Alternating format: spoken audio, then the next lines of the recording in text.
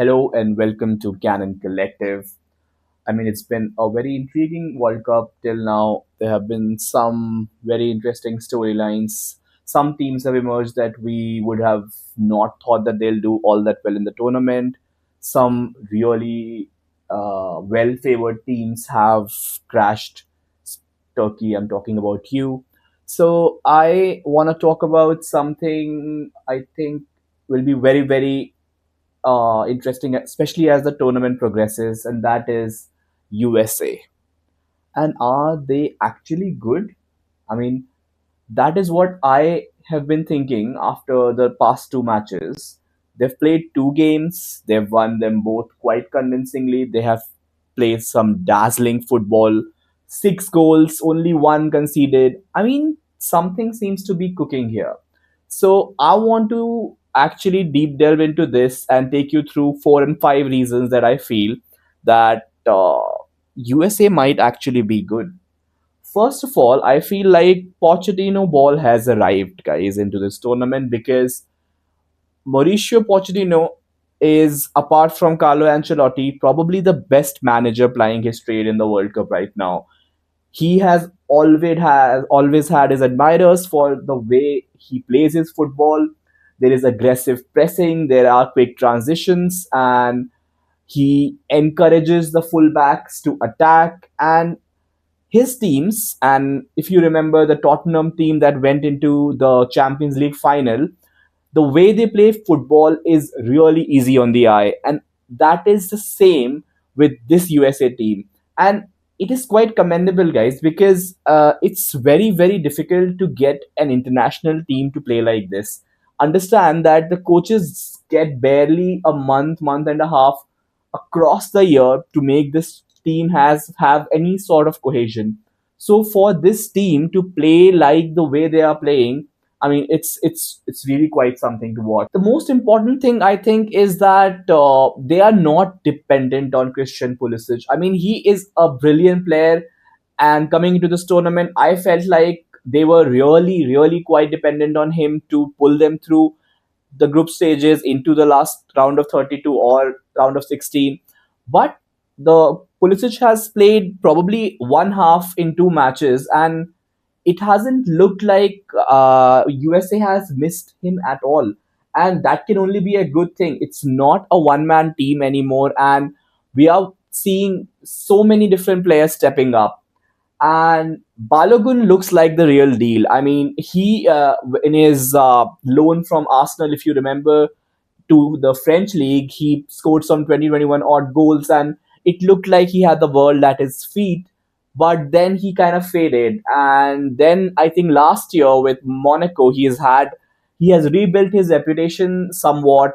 But here at the World Cup, he looks like someone who can lead a team like USA with such so much expectation on their backs. But he has looked sharp, he has looked fast, he has looked skillful, and his runs have been quite intelligent.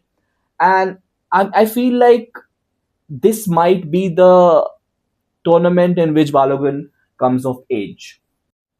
And what about Sergio Dest, guys? I mean, the former Barcelona defender who looked like at the end of his rope. I feel, but then he switched over to the Dutch league, and he looks like someone who is enjoying his football again. The Pochettino style of playing suits him quite a lot, and I mean, he has looked like a player completely rediscovered. In fact, I am seeing some news reports that Barcelona are tracking him again, and that goes to show you he has really come into his own into this tournament. And I feel like Mark Tillman is also having a breakout tournament, and he has been technically excellent. He is completely press resistant. He is calm under pressure, and he finds those very small pockets of space, and he's able to have those penetrating passes that, I mean, he looks like the real deal to me, and he's quickly becoming one of the most important players for the USA. I also want to talk about Tyler Adams. I mean, he has shown us in the Premier League that how good he is, and he is an ever dependent player, and that is exactly the role that he's playing for the USA team as well. I mean, he covers the ground, he wins his duels, and I mean, he also protects his back line, and his presence allows the players around him, the more creative players around him, to actually shine.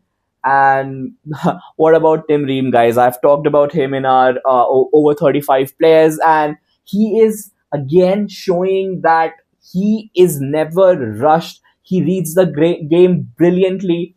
And I have a very interesting anecdote to tell you about Tim Ream. So back when he was 34, and this was I think 2022. That goes to tell you how old he is.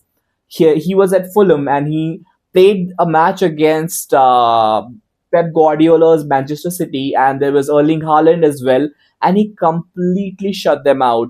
And after the match, Guardiola told him that if you were not 34, I would sign you today. And I mean that is what it is all about. He is a class apart, and class is permanent. We know that, and he looks like he belongs on this stage.